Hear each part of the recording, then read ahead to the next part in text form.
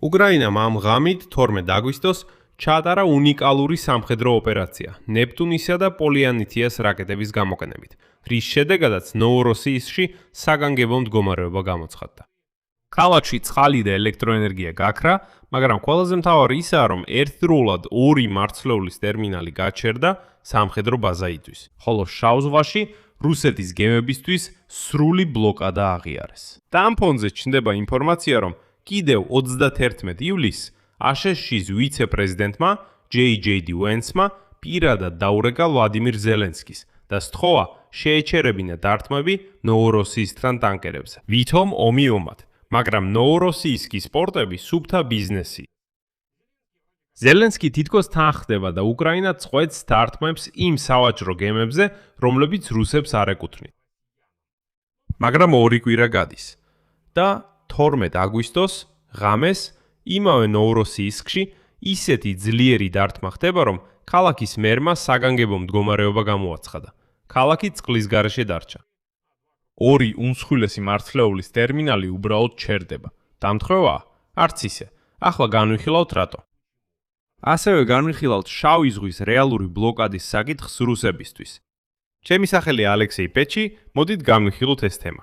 მაგრამ სანამ დავიწყებთ, გთხოვთ გამოიწეროთ ეს არხი. ჩვენ მივდივართ 300,000 გამომწერის ნიშნულამდე. ამიტომ მადლობელი ვიქნები თითოეული თქვენი გამოწერისთვის, ეს ძალიან მნიშვნელოვანია.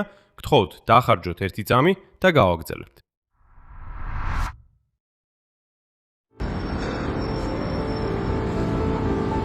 შედეგები.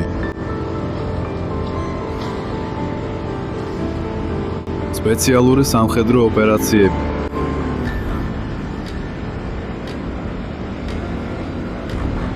ცეცხლს აქრობენ. მთელი ქალაქი კვამშია. ძალიან ცუდი შუნი დგას.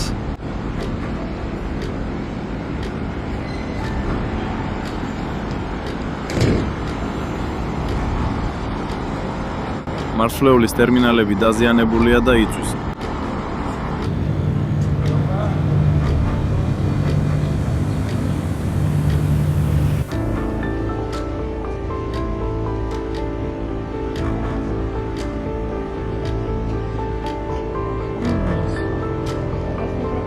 რატო? ის ჩვენთვის მუშაობდა სხვათა შორის. საშინელება. მოკლედ სამსახურში არ შემიშვეს, ეს ყველაფერი ალბათ შემოვლითი გზით უნდა გავიარო, პორტის გავლით ან არ ვიცი რით.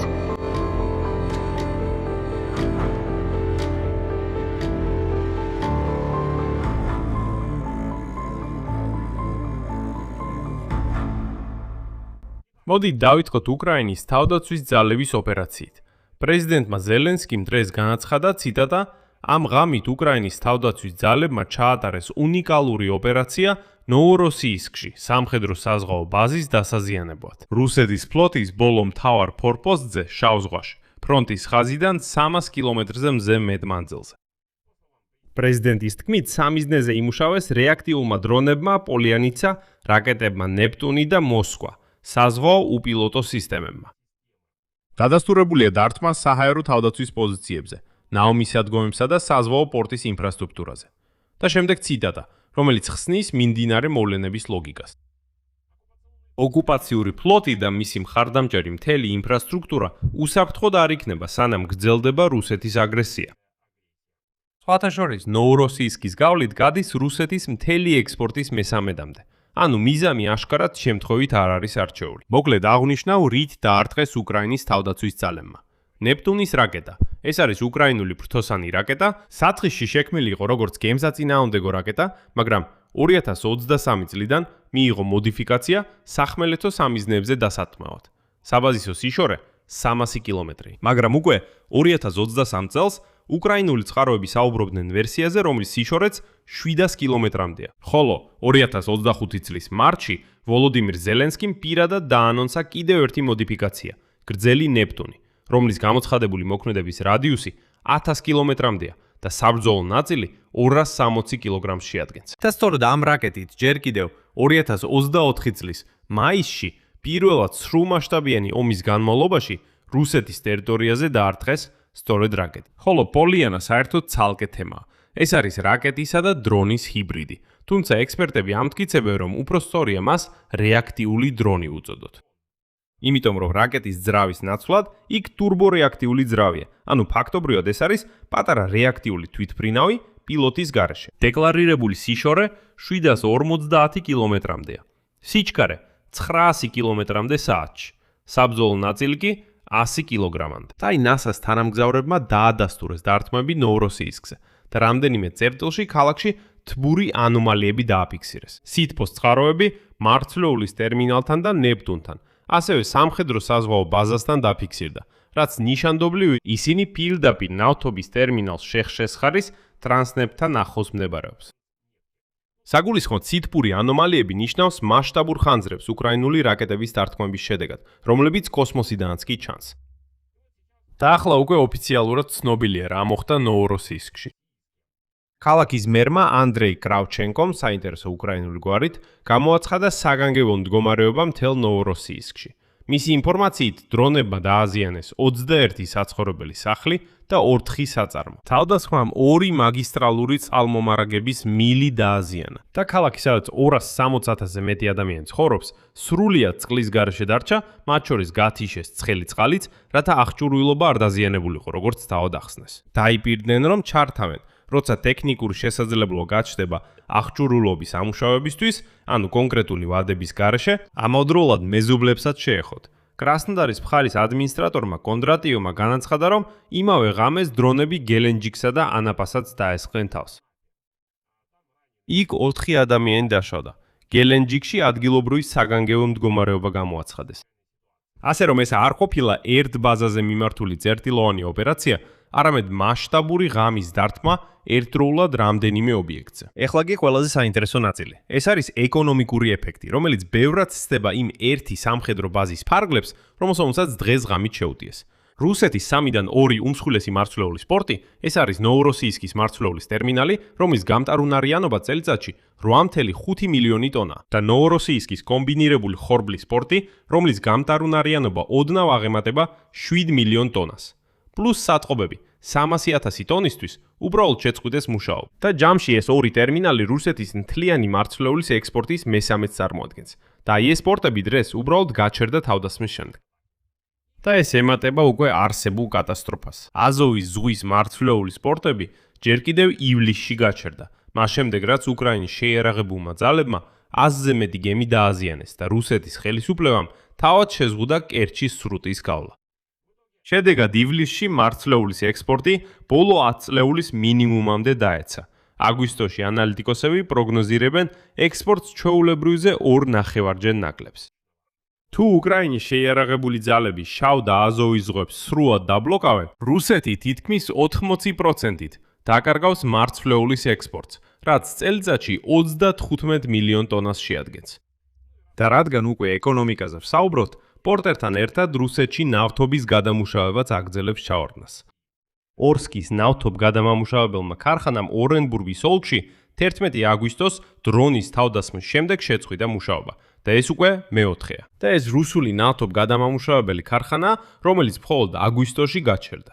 კიდევ ერთხელ, აგვისტოს 12 დღე გავიდა და უკვე მეოთხე ქარხანა სრულად გაჩერდა. მანამდე 10 აგვისტოს ზაფსიბნეფტეხიმ სიბურის, ეს არის ქვეყნის ყველაზე დიდი ნავთობქიმიური კომპლექსი, 5 აგვისტოს სარატოვის ნავთობგადამამუშავებელი ქარხანა როსნეფტის, 3 აგვისტოს ვოლგოგრადის ნავთობგადამამუშავებელი ქარხანა ლუკოილის, რომელიც მთლიანად უზრუნველყოფს რუსეთის ნავთობგადამუშავების თითქმის 5%-ს, ორენბურგის ოლქის გუბერნატორი და ორსკის ნავთობგადამამუშავებელზე დარტყმის შემდეგ უკვე შემოიღეს შეზღუდვები საწვავის გაცემაზე, როგორც მოსახლეობისთვის, ისე კომპანიებისთვის, ყველა ავტოგასამართ სადგურზე. ეხლა კი დაუბრუნდეთ იმას, რითიც საერთოდ დაიწყეთ.